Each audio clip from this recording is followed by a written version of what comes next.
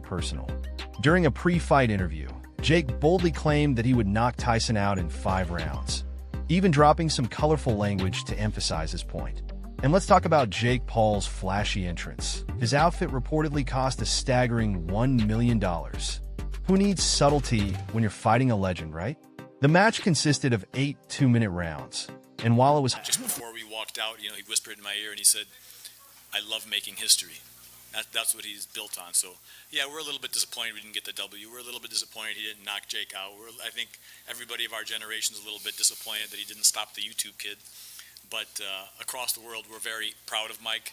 And I know everybody across, the globe.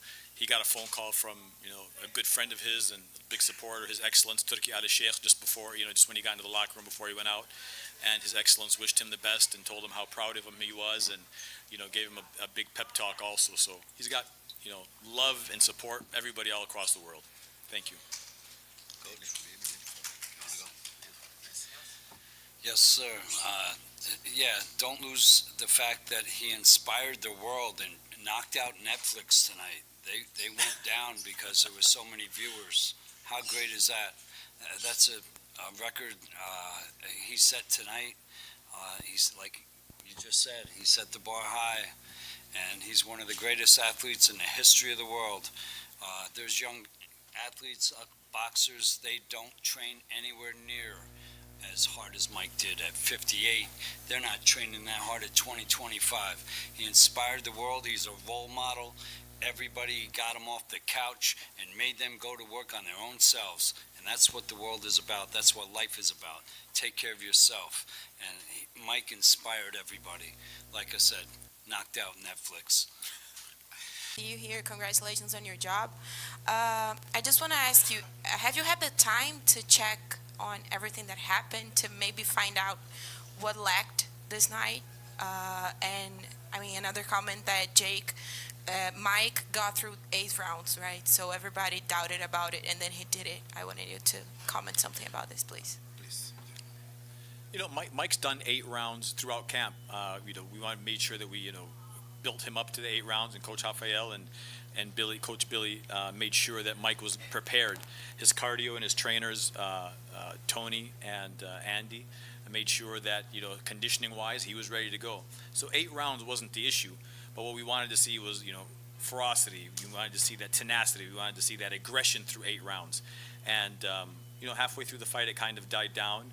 For whatever reason, sometimes you have a bad night at the office, but we're not surprised that it went 8 rounds. We're not celebrating that we finished the marathon by any means. We were expecting Mike to go in there and be ferocious through 8 rounds because that's what he's shown through camp. So, but he did go the 8 rounds, and he finished on his feet. He finished proud, standing, head tall, chin up. It's just another day at the office, man. Mike's been on the giving side for a long time of giving guys losses, and sometimes we wear that shoe. Not that we want to, but you have to. It's a tough night at the office. Nobody's happy that Mike Tyson lost, but yeah, we're proud of him. It's not that we're proud that he went 8 rounds. We're just proud of the effort throughout camp, and the performance was all right.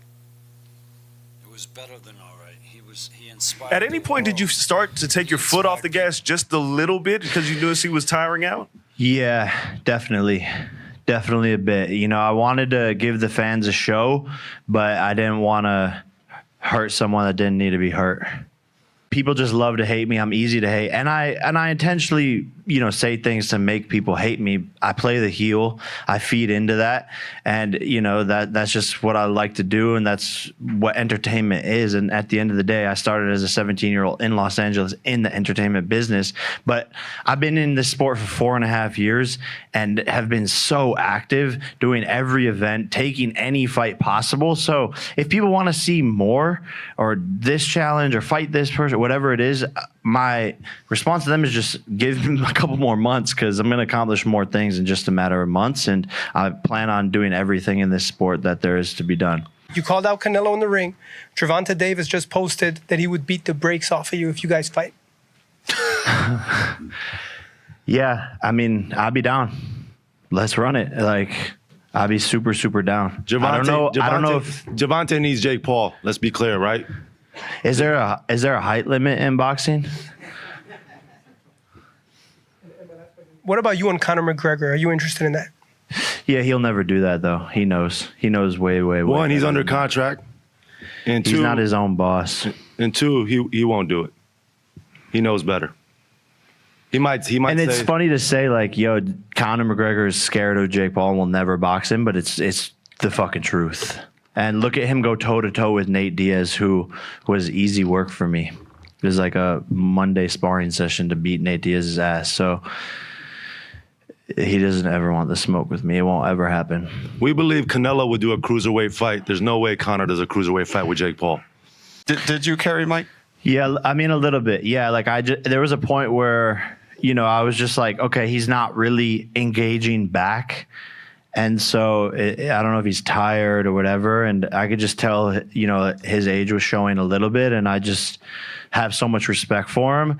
And that like violence war thing between us, like after he slapped me, I wanted to, be aggressive and take him down and knock him out and all that stuff. But that kind of went away as the rounds went on.